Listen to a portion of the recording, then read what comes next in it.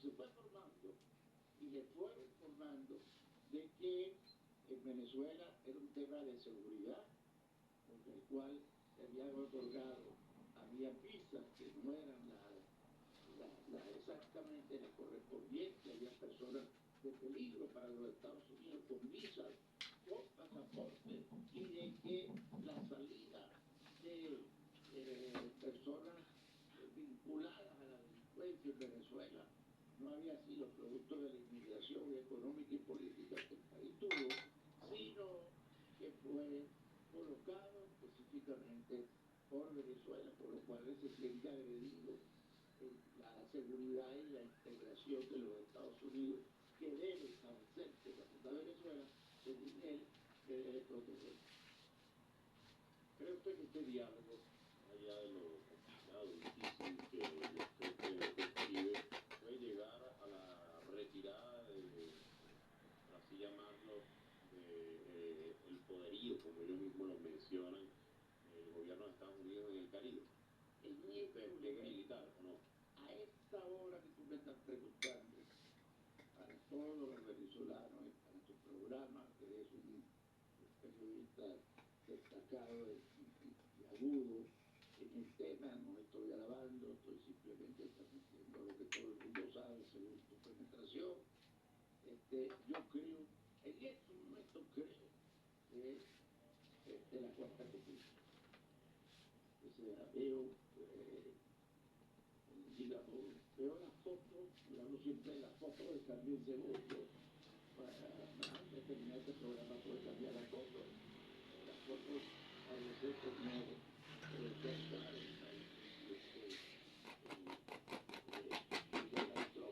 y con fechas específicas. Fíjate que se ha hablado allá, según toda la información, de varios temas, los temas esos de la extracción, de atacar algunas partes de Venezuela o algunos lugares específicos que fuera necesario para según la visión que pueda tener Estados Unidos en su proceso como tal.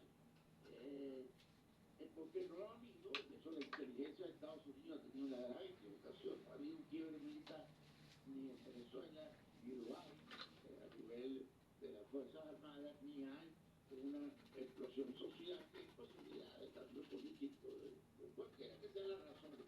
¿No es realmente lo que está buscando Estados Unidos? ¿Un quiebre en la Fuerza Armada? La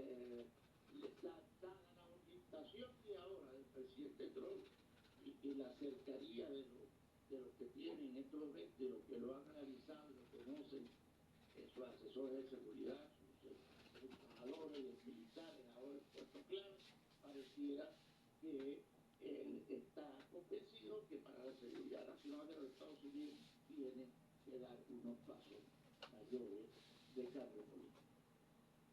Fíjese, el día de ayer también, en este programa del jefe de Estado, con Mauro Mas, él alertaba a Donald Trump de dos cosas.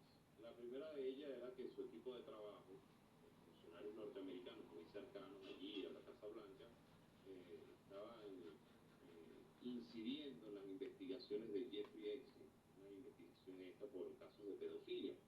Ese era uno de los temas. Y otro es que la mayoría de los funcionarios lo estaban incitando a lo que el presidente calificaba uno de los peores escenarios y una de las cosas más graves que haría en su vida Donald Trump, que es atacar a Venezuela. ¿Qué opinión tienen estos dos escenarios?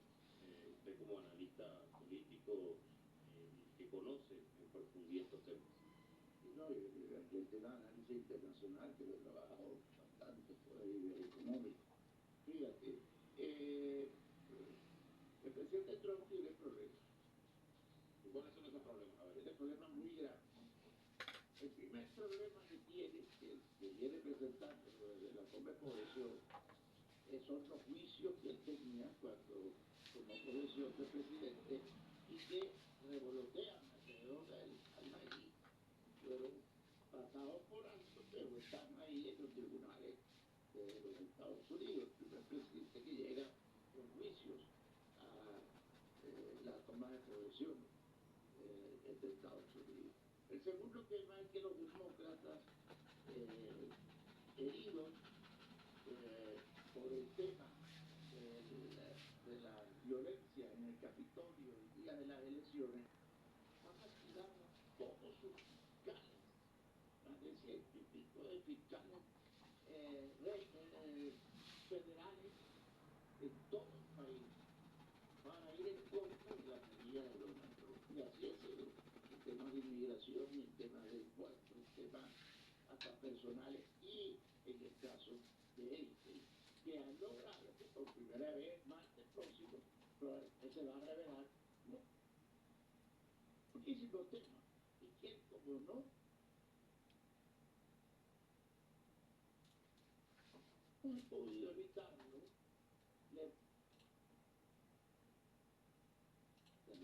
porque hay algunos compromisos del pasado que saldrán a la luz pública y eso será de interpretación del país.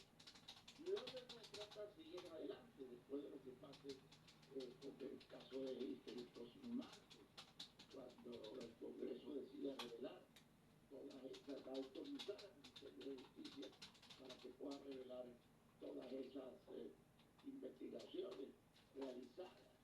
Pero es que la información de los demócratas allá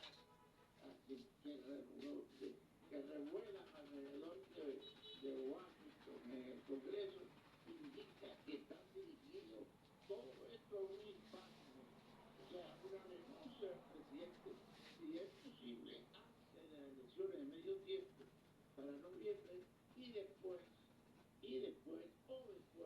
depende del resultado de las elecciones de noviembre. ¿Qué podría Entonces tiene el caso de dos Jeffrey Epstein? cosas muy delicadas.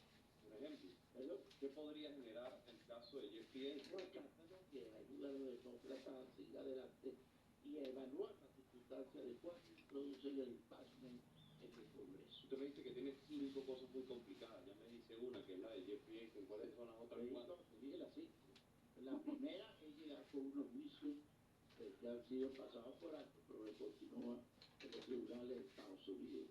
La segunda es la posición de los demócratas en relación con la toma del Capitolio. O sea, no se lo van a perdonar porque consideran que él quiso violentar la Constitución de los Estados Unidos con la precipitación de la toma del Capitolio. La tercera tiene que ver indiscutiblemente con el tema de el caso que le va a producir un cierto escándalo. La cuarta es el tema económico de los Estados Unidos, que no está muy bien cocinado por la carestía de la vida. Y la quinta es las elecciones de medio tiempo que se la dan. ¿Cómo llega Donald Trump a las elecciones de medio término? Esto se lo digo es, o medio tiempo, se lo digo es porque recientemente se han dado algunas elecciones en las principales ciudades de Estados Unidos, donde Donald Trump ha tenido varios revés. Está muy confusa la situación todavía. Él perdió 3 de las gobernaciones, tomó de las gobernaciones y una votación llamada de los 50 en el estado de California para reubicar la votación en las próximas elecciones que le va a dar a los demócratas unos cuantos senadores más, le va a dar por lo menos un senador más en este juego, depende de las circunstancias. Entonces, esa es la primera derrota que ha tenido importante. El costo de la vida se está saltando ya en todos los canales de televisión, porque prometió que él iba a reducir pues, el costo de la vida para el americano.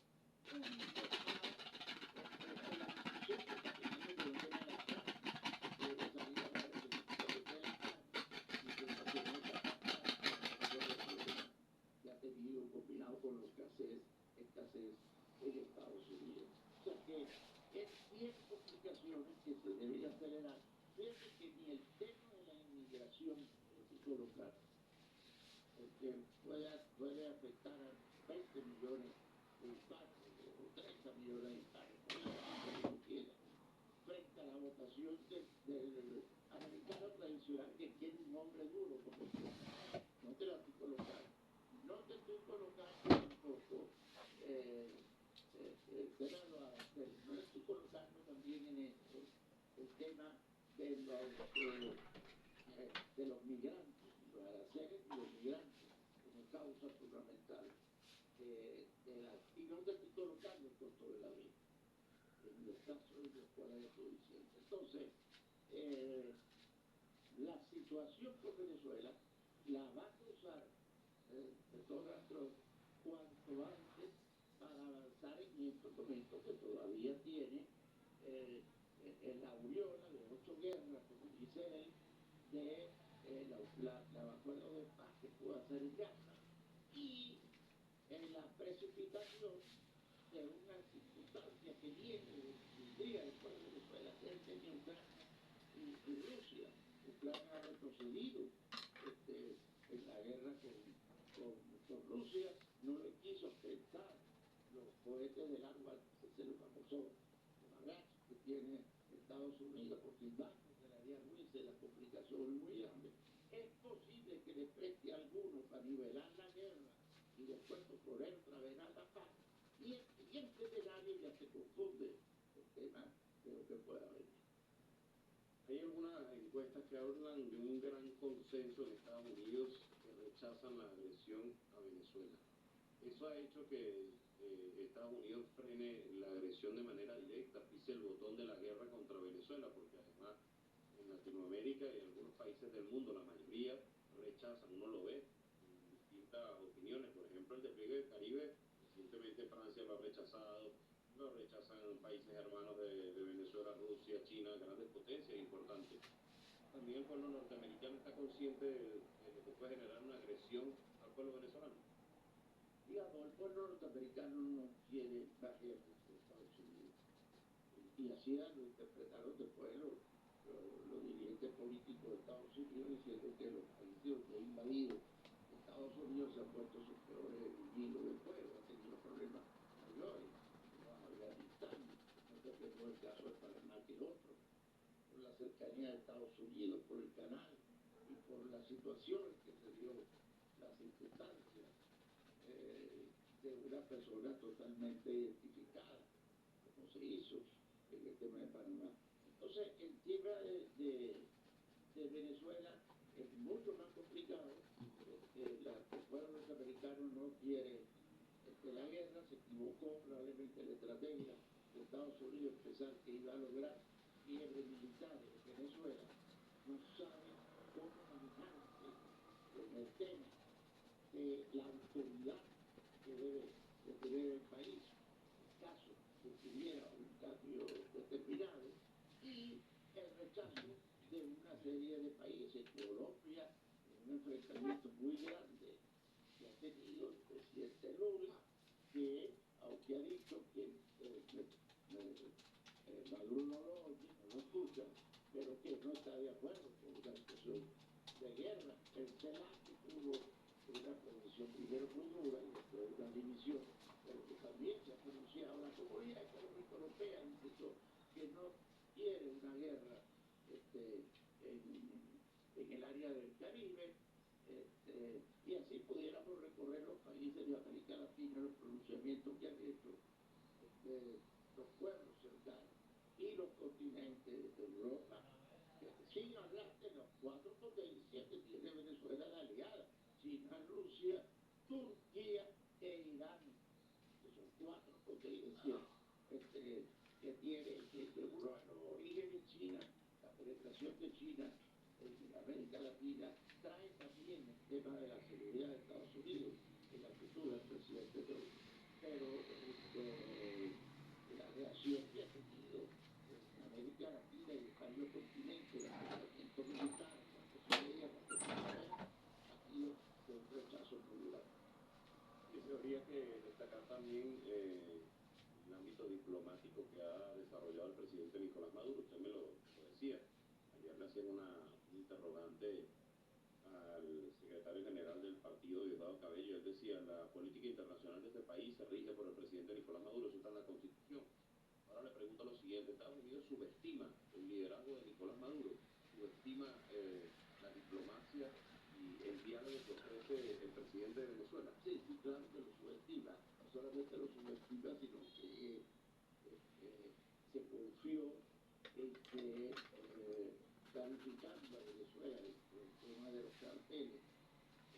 identificando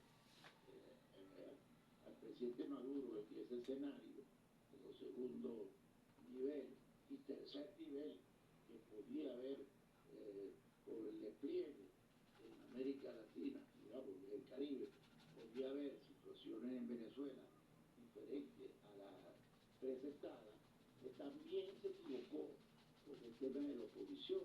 Fíjate que en estos momentos existe un liderazgo fuera otra vez del esquema de Venezuela que no brinda la autoridad necesaria que requiere Estados Unidos para cualquier situación de conflicto. Y todas estas equivocaciones lo que lo han llevado probablemente, en vez de razonar más el tema de Venezuela, utilizar la diplomacia para manejar todas estas alternativas como se pudiera hacer de una manera o de otra, a través de la intervención del presidente Lula, que pudiera convocar a varios países, específicamente sobre este Venezuela, y sentar en una mesa una posible alternativa.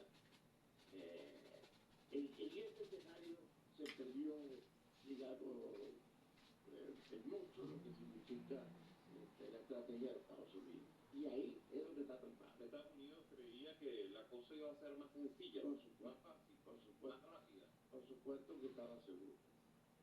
Estaba seguro. Igualito es cuando esos sectores de la oposición iban a Washington y le decía que no duraba 2 o 3 meses más. El presidente Chávez, el presidente Maduro, y pedían grandes sumas de dinero para apoyar la supuesta insurrección de América Latina, o muchas de las cosas que se hicieron de violencia, que confiaron en esa política, aunque el presidente Trump llegó más claro, no ha recibido a ninguno de esos líderes pasados, pues digamos. Ahora, ¿qué tal el papel de esa extrema derecha? Esa extrema derecha que no ha dado resultados. Él tiene un papel Porque este mismo que habla ahora de conversar con el presidente venezolano fue el mismo que reconoció a Juan Guaidó en el año 2019 a través de la... Pero también a veces yo quiero hablar, o vamos a hablar, es una amenaza, no es una posición sincera de Dios. No es una oposición sincera de él. Lamentablemente. ¿Qué papel juega la extrema derecha ahorita en este momento? Porque, bueno, si bien jugar un papel fuerte. Pero usted me hablaba de las mentiras que corren a través de redes sociales, de los mayores medios de comunicación. Esos que me mencionan han sido criticados por los mismos funcionarios norteamericanos. Esto va a caer. Yo vi a Richard Demel haciendo una crítica, si no me equivoco, al Washington Post, y vi también al secretario del Departamento de Guerra haciendo una crítica también a los medios internacionales norteamericanos. Que no sabemos si fue la misma CIA o el mismo sistema de inteligencia de Estados Unidos lo que dan las informaciones al New York Times, en el caso de Ciro Rodríguez, que hay una división después del gobierno. Y más después recibía reclamos del gobierno de los Estados Unidos porque había publicado eso, y ellos en la intimidad decir que fue la misma gente del mayor nivel de Estados Unidos que le había dado esa información. Entonces, ahí juega mucho el tema que está jugando mucho los intereses de Estados Unidos y de los organismos de inteligencia, suministrando noticias de temor alrededor de lo que significa la creación de opinión en Washington DC. Fíjese que usted me decía el tema que para Estados Unidos se le ha vendido a Donald Trump, el tema de la seguridad, que es un tema de seguridad. Se habla del cartel de los soles, se habla del tren de Aragua, que son unas narrativas. La verdadera intención, el verdadero interés, eso para que usted me lo explique más detallado, es el petróleo venezolano y la riqueza. Indudablemente que el petróleo tiene un poder importante, aunque Chevron está haciendo en estos momentos una labor muy importante porque ha logrado colocar otra vez la exportación de petróleo, la producción de Chevron en el país, más de 35.000 millones de barriles de petróleo diarios, semanales, totales, lo cual significa mucho, ¿no? Pero quiero decir, hay un interés energético, indudablemente, las refinerías de Estados Unidos reposan básicamente a través del petróleo que recibe más crudo y en menor tiempo y menos costoso que el de Venezuela. En ese escenario,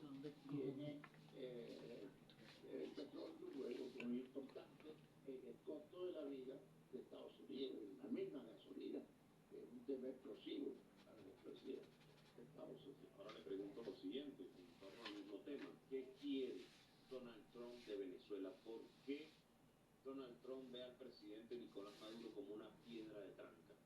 Porque se le ha creado, él ha creado un estado, una actitud de predisposición sobre Venezuela con la seguridad de Estados Unidos. Considera que es necesaria una solución en Venezuela para la seguridad de los Estados Unidos. ¿Él la ha creado o lo ha creado el entorno? Es lo mismo. Pero en esto no fue que lo hicieron, no fue que se lo mostraron, no fue que lo convencieron. El presidente Trump no lo convence de las cosas fáciles. Él se fue creando esa narrativa o esa fotografía sobre Venezuela. Y de ahí lo difícil que significa el diálogo y la situación que tenemos en estos momentos. La más grave, la más complicada en las relaciones internacionales y en las relaciones entre Estados Unidos y Venezuela. ¿Cómo podríamos evaluar, doctor, el accionar de Marco Rubio?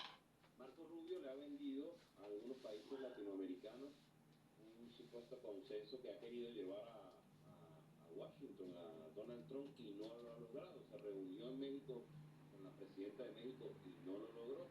Le prometió al presidente Donald Trump tener un buen resultado de las recientes elecciones en el Ecuador, y ya vamos a hablar de eso, y tampoco lo logró. Y está coqueteando fácilmente ante la primera ministra de Trinidad y Tobago, y no ha tenido el mismo consenso de años anteriores, en el 2019, cuando existía el Grupo de Lima. Eso se ha venido a menos. No ha dado respuesta como secretario de Estado para justificar una acción contra Venezuela. Marco Rubio, ¿cómo lo ve usted? ¿Cómo lo evalúa? Fíjate, pero esto me está preguntando mucho el tema de Estados Unidos, me parece importante para todos los venezolanos. Pero yo no quiero que nos desenfoquemos de que también tenemos un tema en Venezuela. Venezuela han pasado decisiones económicas que han dañado mucho el país y la imagen internacional de Venezuela.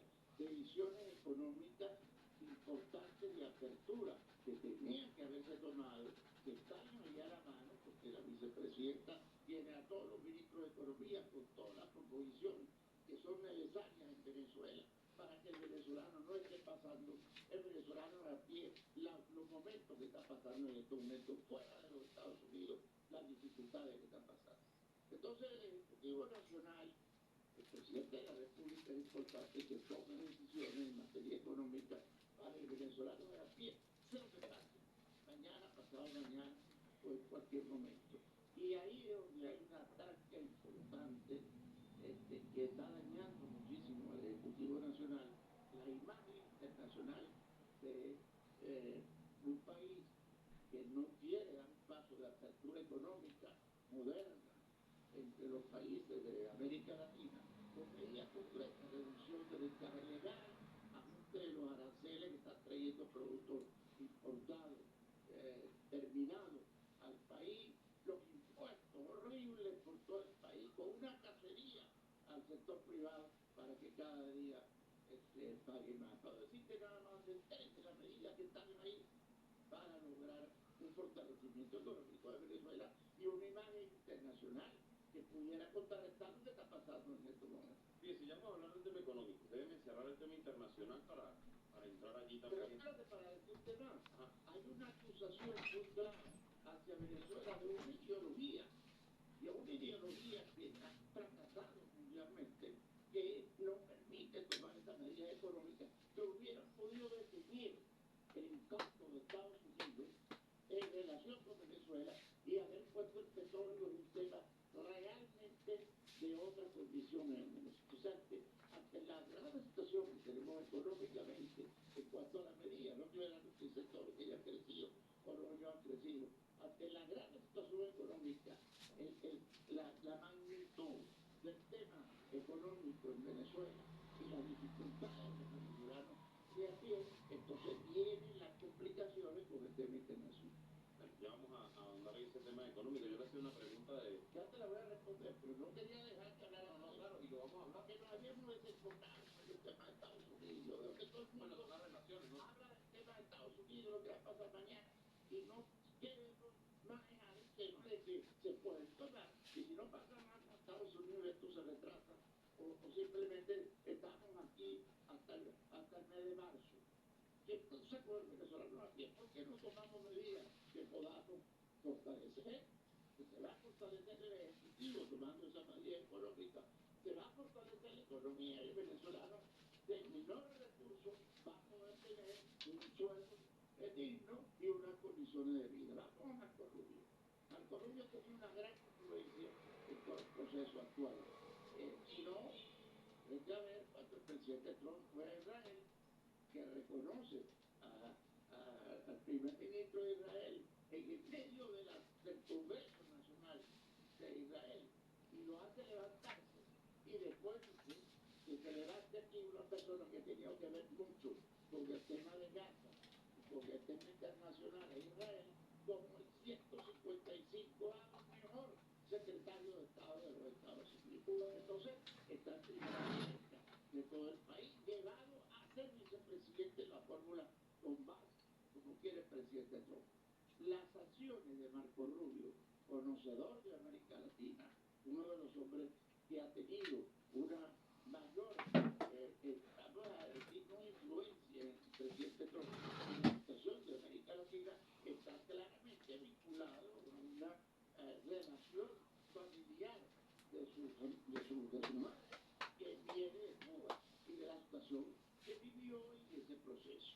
Y a eso se une un concepto de democracia totalmente vinculado al tema económico, un capitalismo muy fuerte en el proceso.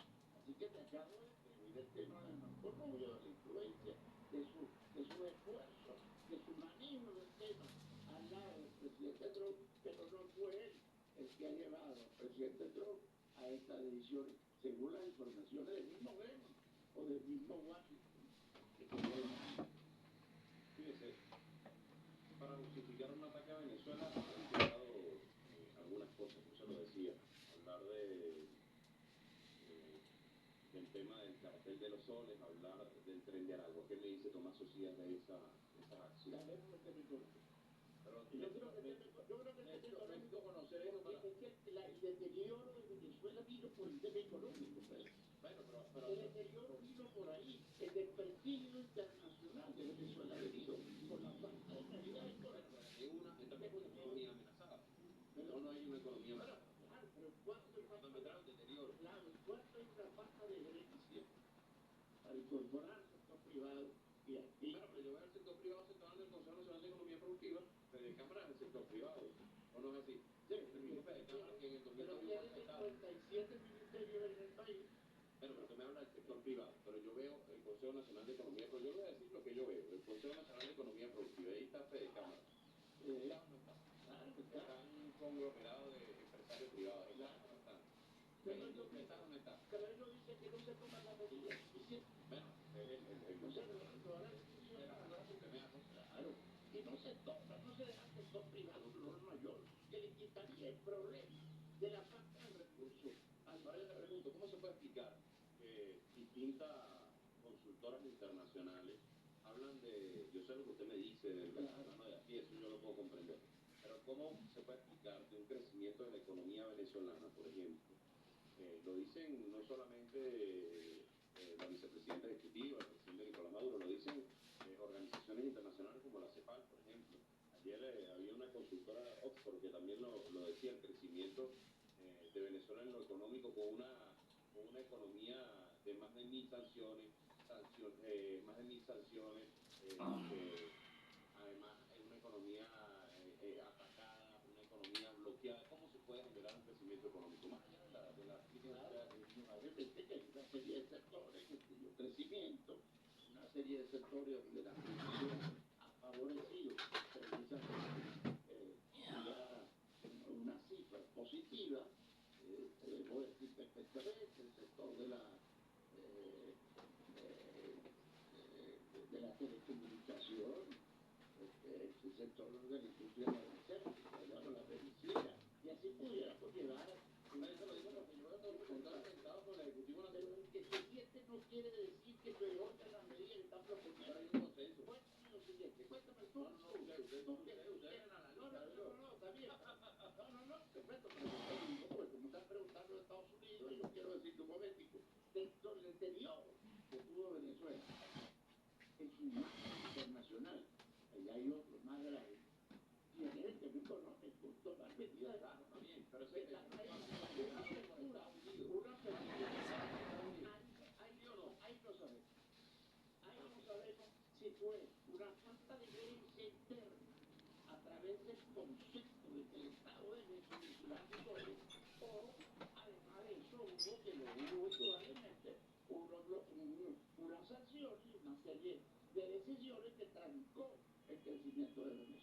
Pero si yo planteo una apertura económica en el país, si hubiera crecido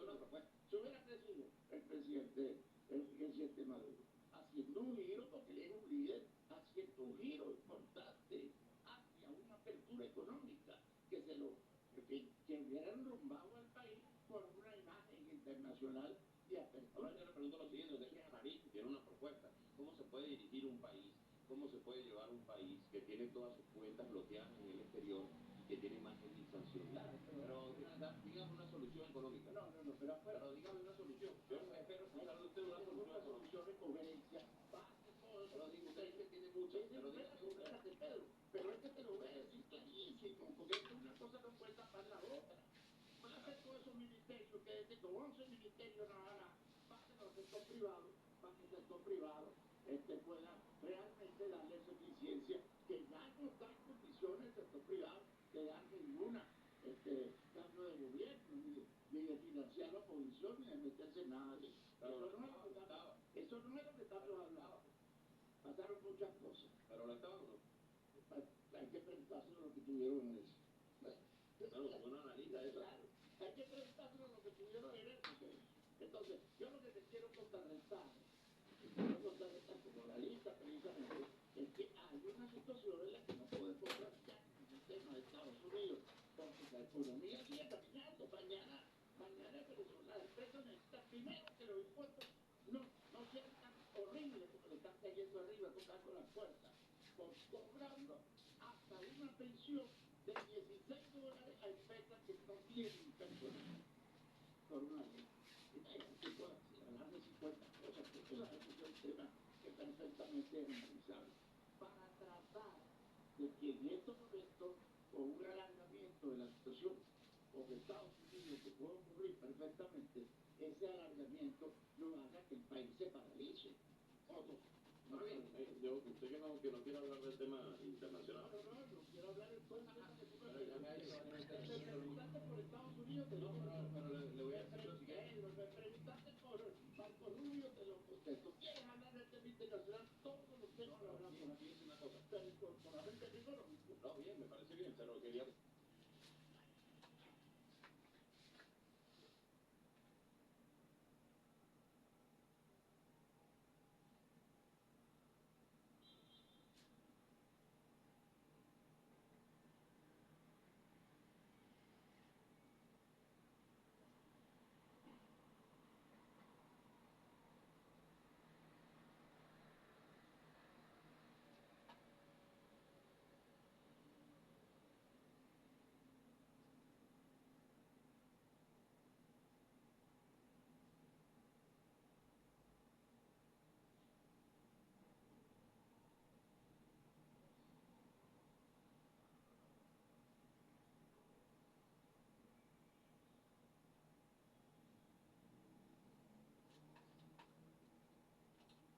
Pero una buena gestión, porque no podemos en estos momentos continuar las circunstancias que tienen, echándole la culpa a las sanciones de todo lo que ha ocurrido en el país. Hay que tomar en cuenta todo lo que te estoy diciendo anteriormente para que la imagen de Venezuela crezca de tal manera ante el mundo entero, ante Estados Unidos, que se puedan dar las condiciones de un diálogo de verdad con el interés de Estados Unidos, un diálogo verdadero con Venezuela. Mire, una cosa, volviendo al tema otra vez internacional, ¿qué pasó en Ecuador con las elecciones este fin de semana? Porque perdió Daniel Noboa, Hay un movimiento de retroceso de toda la izquierda de América Latina. Yo sé que este tema a lo mejor no te gusta mucho, pero oye, lo siguiente. No,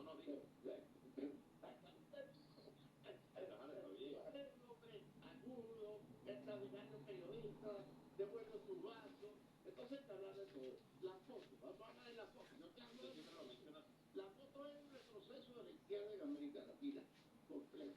Bolivia, de una manera importante, la pérdida de fuerza de Petro en Colombia, que tú puedes ver lo que está pasando en Chile en estos momentos y lo que pasó en Ecuador con el triunfo de Noboa.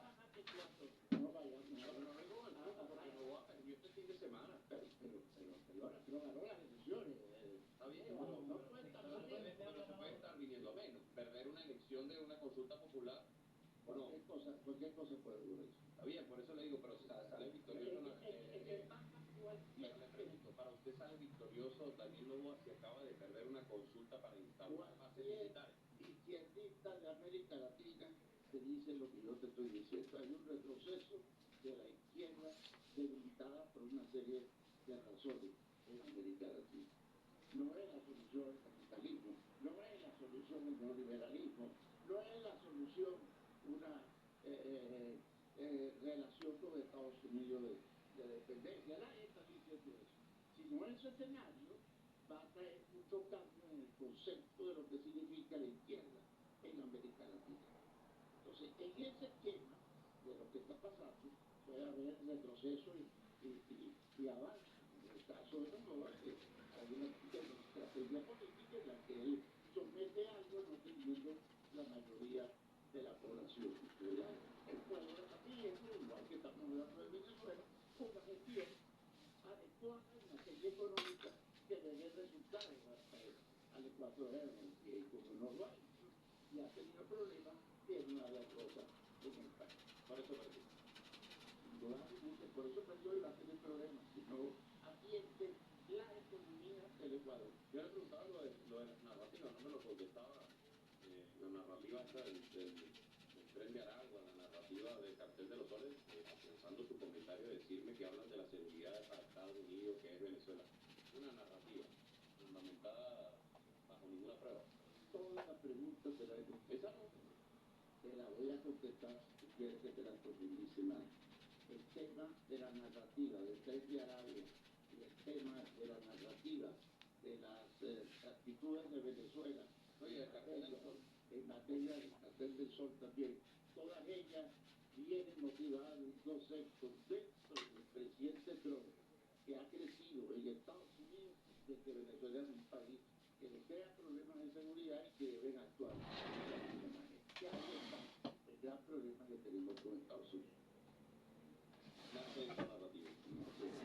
Una narrativa para justificar una acción. Una narrativa, un trabajo, una visión, cualquiera de las palabras que tú quieras utilizar. La palabra narrativa no es la mejor que me ve. ¿Cuál es la mejor? Porque ni responde a lo que realmente está diciendo Venezuela, ni responde realmente a la realidad de los Estados Unidos. Son hechos, fotografías en el proceso de construcción de una decisión de Estados Unidos lamentable por lo que está ocurriendo con Venezuela, rechazable por completo en general, que ha traído muchos inconvenientes en las relaciones entre los dos países. Claro, también esto se lo digo es porque me gustaría escuchar su opinión. Usted que me mencionaba eso, ¿cómo usted ve, analiza, cómo piensa, cómo es la fotografía de los asesinatos extrajudiciales en el Caribe? Porque no hay prueba de que sean narcotraficantes. Usted decía, no sé cuántos narcotraficantes, pero ¿dónde están las pruebas? Pero eso es lo que no se ha podido demostrar en el Congreso de Estados Unidos. El Congreso de Estados Unidos le preguntó cuál es la legalidad de las acciones con Venezuela y no se pudo llevar adelante en el Congreso de Estados Unidos. ¿Cómo lo ve usted? Yo no opino, porque yo soy analista, yo tengo una foto de lo que está pasando. Estos son los hechos de la realidad. El momento que yo te opine, el alma que nos está escuchando ya. Que no es una situación, pero déjame explicártelo otra vez. Hay una situación en Estados Unidos creada por fotografía de realidades equivocadas, digamos, manejándose, y otras a través de errores cometidos en Venezuela, en nuestro país, con el tema económico, como te lo decía. Eso ha llevado a una corrupción de cosas que nos lleva, que nos induce, que nos precipita en las circunstancias que tenemos en estos momentos. Mire, hablando de esas narrativas, que a usted no le gusta este término, yo quisiera preguntarle a usted, ¿por qué eso que ha querido generarse en Venezuela a través de la guerra cognitiva, hay una guerra de todo tipo para que el venezolano sienta esa presión de Estados Unidos y de repente vemos, esto es para que usted me dé su opinión o lo que usted menciona como la fotografía, vemos un pueblo que este fin de semana, por ejemplo, por poner en algún momento, estaba en el Estadio Monumental más de 50.000 personas y más allá de la presión de Estados Unidos, deja ese tema a un lado y Venezuela sigue avanzando, sigue caminando, más allá del tema económico que usted me menciona, más allá de la crítica, más allá de los detalles, el venezolano venezolano no se ha visto presionado para hacer compras nerviosas ni nada de esto. Sigue su vida de manera normal, y sabe que está la agresión de Estados Unidos y todo continúa. ¿Por qué no ha tenido ese impacto en el venezolano? Las cosas están muy confusas para poderlas ver tan claras. Hay una confusión muy grande del venezolano que necesita unas mejores condiciones económicas. Pero repito, esa foto está clara, se la revelan tanto las encuestas, las declaraciones, las opiniones, las fechas del Ejecutivo Nacional, que tiene todas las medidas preparadas a través de su vicepresidente y los ministros de Economía para tomar decisiones económicas del país. Hoy en la tarde mejores oportunidades al venezolano de menos recursos, al venezolano que está pidiendo que salgamos del tema ideológico y que salgamos del tema de la confrontación con Estados Unidos. Entonces, él se mueve con normalidad en el país, como si no pasara nada, dolido por su tema económico, porque no tiene un sueldo fundamental, porque no tiene realmente unas pensiones, porque no tiene lo que necesita para vivir. El Estado le quiere construir la vivienda, cuando el Estado no tiene dinero para construirle una habitación al venezolano de a pie. Tiene que pasarlo para que se lo construya el sector privado con las condiciones que le ponga el Estado, indudablemente. Y ahí ya está un poco frustrado, un poco dañado por su condición económica, que estoy seguro que puede mejorar y que tomar medidas de la apertura económica lo va a hacer. Bueno, agradezco a Tomás Socía. Tenemos 50 minutos conversando. Gracias por haber venido. Yo le voy a decir algo antes de que dice que hoy un pueblo que se siente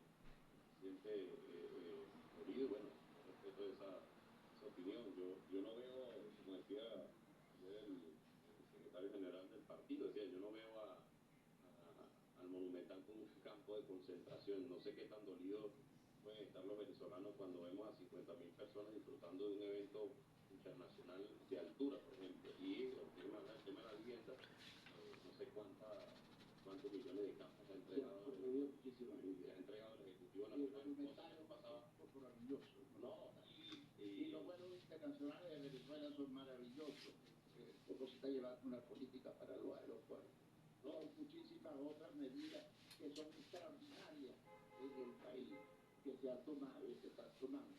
Es necesario más para tratar de salir del tema que tenemos en este momento de paralización económica y aterrados por lo que está ocurriendo con el tema de Estados Unidos. Aunque el venezolano tiene su vida normal, está pidiendo algo, y ese algo que está pidiendo, que pareciera que es importante, esa foto es importante tenerla y resolverla.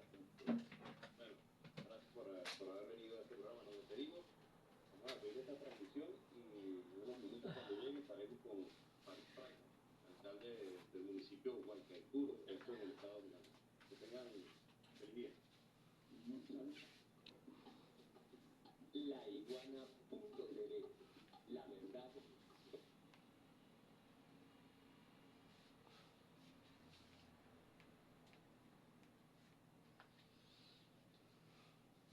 Usar tus redes sociales para ver y subir contenido puede consumir hasta 1 giga de